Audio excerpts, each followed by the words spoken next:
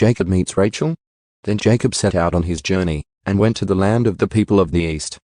He looked, and saw a well in the field, and behold, 3 flocks of sheep were lying there beside it, because they watered the flocks from that well.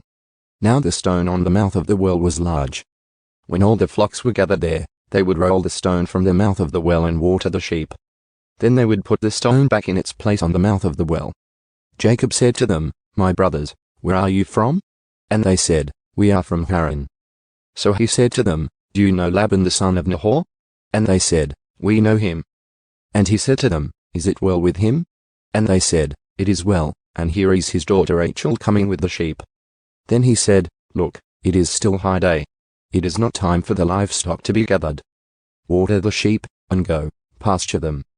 But they said, "We cannot, until all the flocks are gathered," and they rolled the stone from the mouth of the well. Then we water the sheep. While he was still speaking with them, Rachel came with her father's sheep, for she was a shepherdess. When Jacob saw Rachel the daughter of his mother's brother Laban, and the sheep of his mother's brother Laban, Jacob went up and rolled the stone from the mouth of the well, and watered the flock of his mother's brother Laban. Then Jacob kissed Rachel, and raised his voice and wept.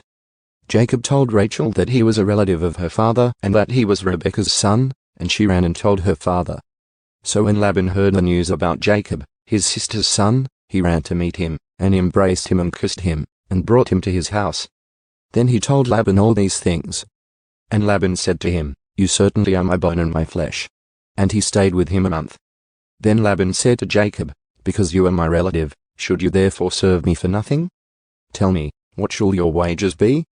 Now Laban had 2 daughters. The name of the older was Leah, and the name of the younger was Rachel. And Leah's eyes were weak, but Rachel was beautiful in figure and appearance. Now Jacob loved Rachel, so he said, "I will serve you 7 years for your younger daughter Rachel." Laban said, "It is better that I give her to you than to give her to another man. Stay with me." So Jacob served her 7 years for Rachel, and they seemed to him like only a few days, because of his love for her. Laban's treachery.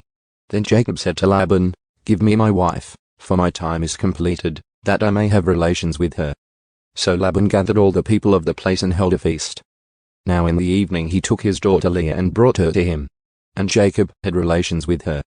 Laban also gave his female slaves Zilpah to his daughter Leah as a slave. So it came about in the morning that, behold, it was Leah. And he said to Laban, "What is this that you have done to me?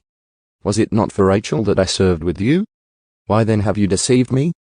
But Laban said, "It is not the practice in our place to marry off the younger before the firstborn. Complete the week of this one, and we will give you the other also for the service which you shall serve with me, for another 7 years." Jacob did so and completed her week, and he gave him his daughter Rachel as his wife.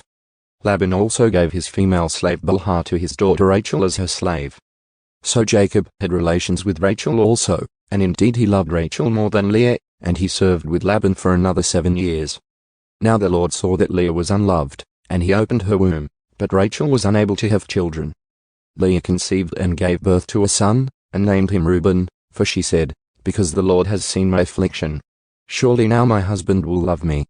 Then she conceived again and gave birth to a son, and said, "Because the Lord has heard that I am unloved, he has therefore given me this son also." So she named him Simeon. And she conceived again and gave birth to a son, and said, "Now this time my husband will become attached to me, because I have borne him 3 sons.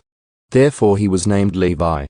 And she conceived again and gave birth to a son, and said, "This time I will praise the Lord." Therefore she named him Judah. Then she stopped having children.